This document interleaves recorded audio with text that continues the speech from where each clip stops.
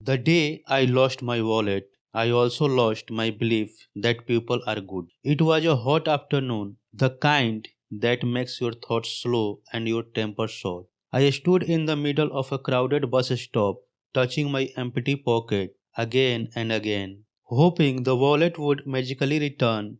Inside, it was my money, my ID, and a small photo of my late mother.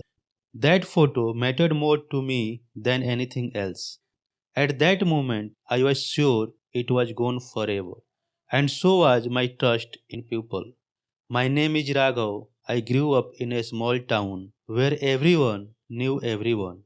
My father used to say, "Character is what you do when no one is watching." I smiled when he said it, but as I grew older and moved to the city, I slowly stopped believing such lines. Life taught me to be careful, suspicious, and practical. People I thought mostly cared about themselves. That afternoon, after losing my wallet, I felt angry at myself and at the world. I blamed the city, the crowd, the rush, and especially the unknown person who might have taken it. I sat on a bench, tired and defeated, thinking about how easily honesty disappears when money is involved. An old man was sitting beside me. He looked simple, wearing old sandals and holding a cloth bag. After a while, he looked at my face and said softly, "You look like someone who lost more than money." I was surprised. "Yes," I replied. "I lost my wallet, and maybe my faith too."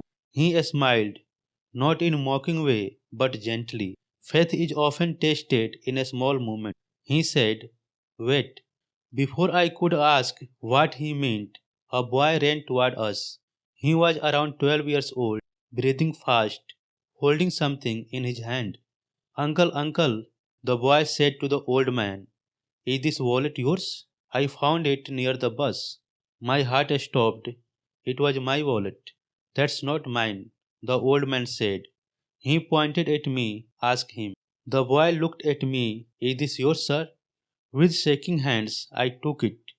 Everything was inside: money, cards, and the photo. I couldn't speak for a few seconds. "Yes, yes, this is mine," I finally said. "Thank you. Thank you so much." The boy smiled. I was scared someone else might take it.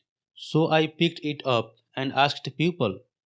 I opened the wallet and took out some money. "Please take this," I said. "You deserve a reward." The boy quickly shook his head. "No, sir. My mother says doing the right thing is not business." I was stunned. A child had just taught me a lesson I had forgotten. The old man stood up. "Come," he said to the boy. "Your bus is coming." Before they left, I asked the boy, "What's your name?" "Ankit," he said. "And you?" I asked the old man. He smiled again, just a passerby. They walked away, leaving me sitting there with my wallet and a heavy heart. On the way home, I kept thinking about what happened. In a city full of strangers, a child chose honesty.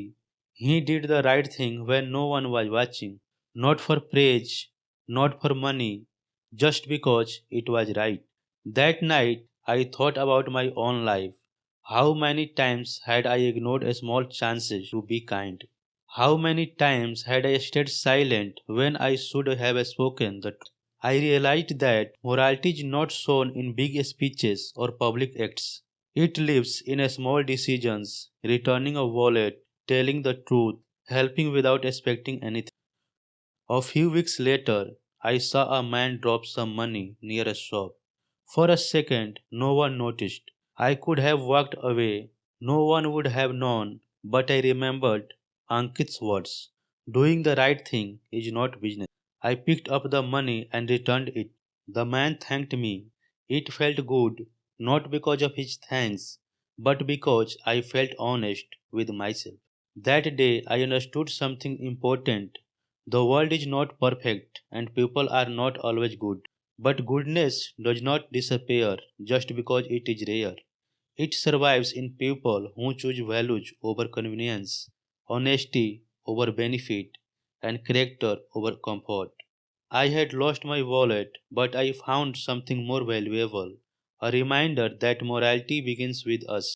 And when we choose to do the right thing, even in a small moment, we quietly make the world a better place.